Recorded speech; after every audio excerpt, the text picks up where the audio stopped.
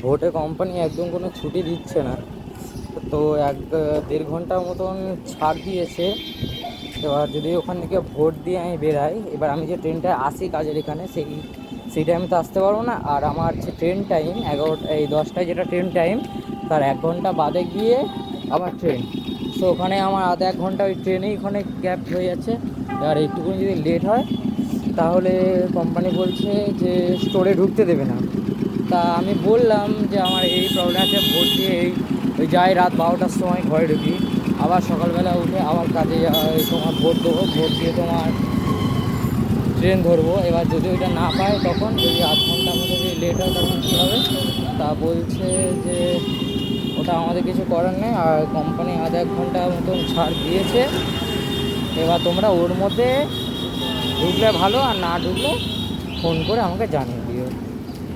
So এবার আমি আমার দিকটা বললাম, ওরা বুঝলো না। ওরাও কোম্পানি আধ 1 ঘন্টা ছাড় দিয়ে সবার জন্য, এমার্জেন্সি পারপাসে সবার জন্য। এরা সবার জন্য বলতে গেলে ভেড়া তোমার ভোট দিয়ে আসবে তাদের ক্ষেত্রে। দেখি আমার কী হয়, যদি ওই দিন তাড়াতাড়ি হয় তা আসবো, না আসলে টাকা কাটবে, কিছু করার নেই। আমরা এই কোম্পানিতে গিয়ে কথা বলে যা হচ্ছে দেখি, পরের ব্লগে ওটা বলে দেবো মানে আপনাদের।